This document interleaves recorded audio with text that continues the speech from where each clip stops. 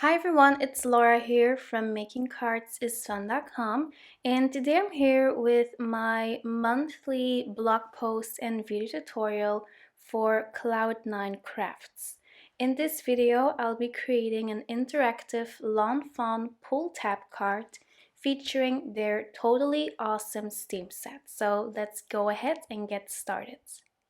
I'm starting out by stamping my images onto some Nina Solar White cardstock using Memento Tuxedo black ink. I like to clean my stamps using a Lawn Fawn stamp chamois, and I keep my chamois in one of these chamois cases from Make It by Marko. I'm coloring my images using Copic sketch markers. For the frogs, I'm using YG09, YG06, and YG03. For these cattails, I'm using E27, E57, and E55. Then for the leaves of these cattails and the lily pads, I'm using YG67, YG17, and YG23. So these are slightly darker than the shades of green that I use to color the frogs. I'm going to add some pops of color to this card by coloring these water lilies in really pretty and bright colors. For the light pink flower, I used RV10, RV02, and RV0000. For the orange, I'm using YR09, YR04, and YR02. There you go. Next, I'm using Y38, Y35, and Y32 for the yellow water lily. And then I'll be using some darker shades of pink to color a darker pink water lily. So I'm using RV14, RV13, and RV11. There we go. I always start out with my lightest color, then move on to the darkest to add my first layer of shading. Then I blend that out using my mid-tone color, and then finally I add some highlights and I blend everything together using that lightest color again. Now that I've finished coloring all of these images, it's time to do some die cutting.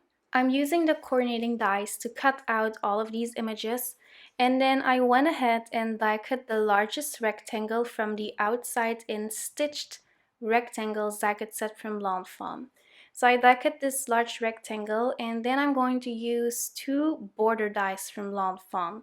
For my pond, I am going to use one of the stitched simple wavy border dies, and then here I am using the cattails border to add some cattails to my cards.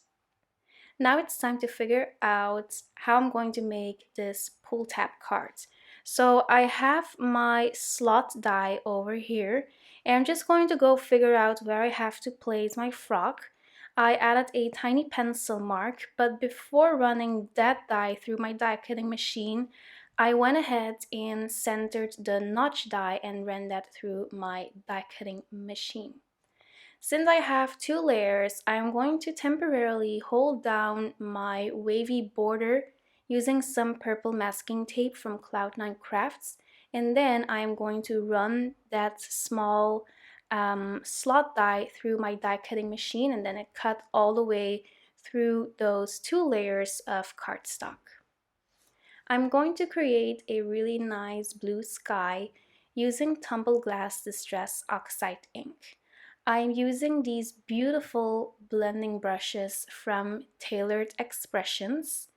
They come in beautiful rainbow colors, and I not only like the colors and the look of these brushes, but I also just really love the quality. I think that the blending goes so much smoother and faster with these brushes than with the other brushes that I used in the past. I'm using some purple masking tape to hold down my wavy border piece while I am ink blending it. I'm going to start out by adding a first layer of Tumbled Glass Distress Oxide ink, and then I'm going to create kind of like a gradient for my little pond scene. So on the very bottom of this piece, I'm using Peacock feathers, which is a beautiful turquoise color. Then on the top, I'm going in with broken china, and then I'm going back in with that peacock feathers to create a nice gradient and also to prevent any harsh lines. The broken china was a little bit too light, so I went in with faded jeans and then mixed that with the broken china, and then finally I went back in with peacock feathers just to blend everything out. I'm adding some water splatters to this piece to create a really nice and cool look for my pond, and then of course I also need to add color to this cattail border. First, I am going in with Shabby Shutters Distress Oxide ink, and then I am going back in with Mowed Lawn just to add a little bit of contrast and to also to create a gradient. Of course, you can also die cut these pieces out of colored cardstock. That would definitely save you some time. But I like to use Distress Oxide inks just because they are so much fun to work with, and also because I wanted to create a gradient. I'm going to adhere my wavy border to my card base using my Scotch ATG, and since I also die cut that little slot, I can line that up perfectly.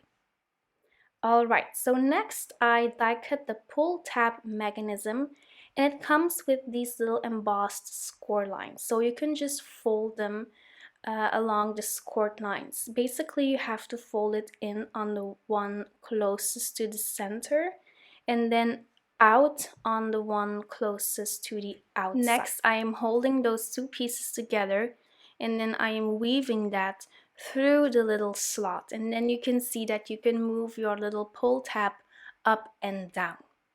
I'm going to position my little frog onto those little flaps, and as you can see, it's way too big for my frog. So I'm just going to draw some pencil lines so I can trim that down a little bit. So you can definitely do that. I'm just using my scissors to trim down those little flaps. I'm making it a little bit less wide, and then I'm also making it shorter so it would fit my frog perfectly. There you go. So this is just a really easy fix to customize your pull tab mechanism. I'm going to add some liquid adhesive using my Lawn Fawn glue tube to these little flaps, and then I can adhere my frog on there. Going to hold that down for a minute to make sure it's nice and sturdy. There you go. And now we can move that little frog up and down, and I think that just looks so adorable. Alright, so now we have to add this little stabilizer piece to the back of your card. First, I'm using some double-sided adhesive tape on the center of that stabilizer, and then I'm going to add that little stabilizer piece to the back, and I'm going to wrap it around my pull tab and then add some adhesive on that smallest piece. So as you can see, the smallest piece will go on the top. So there you go. Now you can close that up, and this will make sure that you don't pull your tab way up. It just makes sure that everything is really nice and secure. There you go. I still have to finish off my little cattails border. This die cut set comes with two dies, so it comes with the border, and then it comes with a separate die to add those little brown pieces. So I adhered those to my border using the Lawn Fawn glue tube. Now I'm going to adhere all of my colored images to my card using foam squares and the Lawn Fawn glue tube as well. So I'm mixing these two together. I'm also going to stamp this little image from the Totally Awesome stamp set from Lawn Fawn, and it just adds some life to this card, I guess. So these are like the little lines, so that it looks like there's a lot of movement in the pond, since there are a lot of frogs jumping up and down, and then beautiful water lilies, some butterflies. By the way, these butterflies and the clouds are from the Butterfly Kisses stamp set from Lawn Fawn. I basically use that stamp set on every single card. I'm adding some sparkle to this card using my Spectrum Noir Shimmer pen, and I'm also adding some dimension using my Tonic Nouveau Crystal Glaze.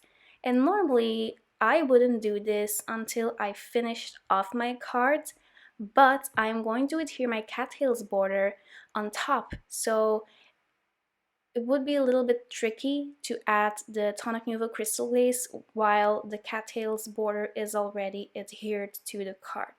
So of course you have to make sure that your Tonic Nouveau Crystal Glaze is completely dry before you adhere your Cattails border. By the way, I am heat embossing a sentiment on my Cattails border using Versamark ink and Opaque bright white embossing powder. And I prepped my cardstock using kitchen flour to remove any static cling and to make sure that my heat embossed sentiments would look really clean and crisp. I'm heat setting my embossing powder until it's melted completely. And now it's time to finish off this card. So I'm going to pull my pull tab all the way down, and then I can cut off the excess that is hanging off. I also die cut this little pull thingy for your cards from the pull tab add-on die cut set from Fawn. And I'm adhering that using my Fawn glue tube as well. I'm going to tap off any excess glue using a tiny strip of scrap paper, and then I can just line that up perfectly. Going to hold that down for a while to make sure it's nice and secure on there. Then to adhere my cattails border, I'm using this foam tape from Scotch, and I am doubling up the tape so it's nice and thick.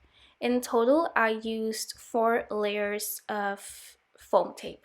So as you can see, it's quite thick, but I really needed that dimension since I also adhered the images and then the frogs using foam tape. So I definitely needed quite a lot of layers of tape. I die cut a piece of pattern paper from the Spiffy Speckles paper pad from Fawn using the largest rectangle from the large stitched rectangles die cut set from Fawn, and I adhered that to my card using foam tape. So now we can move the frog up and down, and I thought that this card needed a little extra touch of sparkle, so I went in with the white Blizzard glitter drops from Tonic Studios. There you go, that finishes up my card. I hope you enjoyed this video. If you did, make sure to give it a big thumbs up, subscribe to my channel, and click the notification bell below. I will see you very soon. Bye bye!